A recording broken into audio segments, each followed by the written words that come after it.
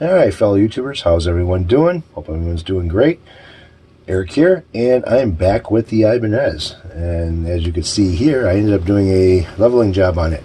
Really didn't think I had to, but after putting a set of 9s on here, this thing came with 10s on it, started getting a little bit of a funny sound.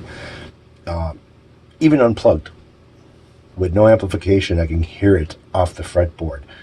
So what I ended up doing is marking each fret that had a kind of like a weird sound to it, and then going over to those frets with the rocker after straightening out the neck and finding that there was a little bit of rocking going on. Now I tested it before. I don't know if it was like the first video or second video I made with this guitar, and there was a little bit of rocking, but I didn't think it was enough to really do anything. All right, but I guess it was, especially with 9s on here. So as you can see, level job. Now this is not a 24 1/4 or 24 3/4, and this is not a 25 1/2 scale. All right, this is like a 26, I think it's like a 26-inch scale, something like that. So what I ended up doing is I pulled a Dave's World of Fun stuff, just like I did when I leveled this the first time. And the only way you could really do it is if you take your level beam, put it on top of the frets, not on, don't try to level it on top of the fretboard, put it on top of the frets. Then you take a 4000s shim, and a flat spot that is on top of the fret, you try to put the 4000 shim underneath there to try to see if, you know, if it slides under or not. And what I ended up doing is I tweaked the truss rod to where this kind of had like a little bit of a rocking back and forth, so there was a little bit of a bow in the middle of the neck, and I slowly adjusted till I got rid of that bow, and then went over each one of the frets to see if I could slide this in. And if I was able to slide it in, say, you know, closer to each end of the neck, I would adjust a little bit more to get rid of that, and then still check the middle of it and surrounding areas to see if I could slide it underneath there. And got it. If I damn near didn't get it perfect, it was close enough for it. And I couldn't slide the shim in there anymore. At least like maybe the tip of it would kind of try to slide underneath there. Even on the bad frets that I marked, I couldn't really slide the 4000s in underneath it. So that was showing me that I actually got this thing straight, eyeballed it a few times, and it looked pretty straight. So if Dave's out there watching, which he probably isn't, thanks a lot for the tips and your videos. They do come in handy. So I leveled the neck, leveled the frets, crowned them. Now I'm working on the polishing part of it. So it's 400 grit, then I go to the 600, 800, then 1500, and the 2000, and polish them with the aluminum polish. So right now I went over a little bit with the 400, and I can still feel a little bit of the file marks in there, so I want to keep on going over it. But I figured I'd make an update video about what's going on with this thing.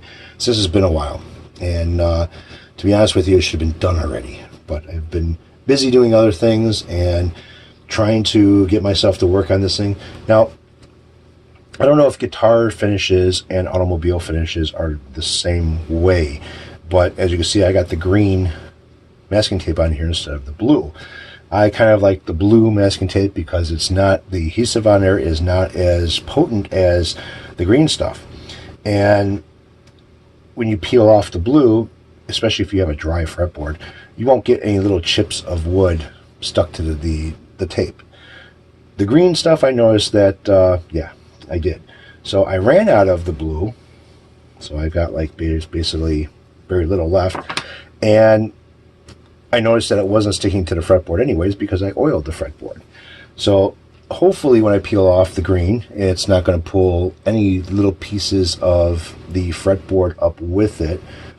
It's very minute when it does. I mean, it's just little tiny slivers, nothing really to cry about or anything else. But the problem with this is on automobiles, when you leave any type of an adhesive, either masking tape, pinstriping, emblems that are stuck on with double-faced tape, when you remove them, it swells the area where the adhesive was. I don't know if guitars do that or not, if the finish on a guitar is the same way, but again, you know, I've got the blue and some of the green masking tape over here, and I don't want to have that adhesive swell the finish in those areas. I don't know if you guys ever heard of that before, but say if you removed an emblem off of a vehicle that's been on there for years, pinstriping. If you remove the pinstriping that's been on the vehicle for years, and if you get it in the angle of the light the right way, you can see bumps where the emblem was or the pinstriping. That's because the adhesive that's on the back of those, the pinstriping or the emblems, swelled the finish underneath it. And it's not something that is uncommon. Anybody who does body work or body fender work or has a body shop or whatever, they know that adhesive will swell up a finish. I just hope it doesn't do that to guitar finishes, because I've had the tape on here for quite a few days now. So today is Friday, and hope everyone has a great weekend. My weekend's going to be a little bit shitty because of the weather out here. There's some stuff that I wanted to get done outside around the house, which looks like due to the weather, I will be putting in the LED panels for this room for the lighting and getting rid of the fluorescent lights instead of doing some odds and ends stuff that need to be done outside. We ended up getting rid of our swimming pool, so we were trying to get our yard back, our backyard, and change all the landscaping around. So that's going to be fun. But due to the weather raining and being like yesterday being Thursday, it was 80 degrees outside, but storms. And today is 55 degrees. So, yeah, good getting sick weather. But because of the temperature change, we didn't have a lot of storms. It was cloudy. It's starting to rain a little bit now, but tomorrow and tonight and tomorrow we're supposed to get just shitty weather. And yeah. So anyways, back to work on this. I'm not going to video any of the progress that I'm doing with this, because you guys have seen me do I don't know how many leveling jobs, and basically it's all done the same way. I don't have to do anything with fret ends on this. They're not sharp. None of the frets are sticking up. That was the one thing I tried to check for. I ended up getting a 2000 shim over here, and which is pretty fucking thin, and trying to see if I can wedge it underneath the frets, and that was fine. The frets are damn near sitting right on top of the fretboard. It's kind of what you want. So I'm going to go back to work, and I hope you guys have a great weekend and get everything that you want to get done and need to get done. Spring is here, and I thought it was supposed to be April showers brought May flowers, not May showers greens your grass. I don't know what the hell, whatever. Anyways, you guys take care, have a good one, and hope you all have a great weekend.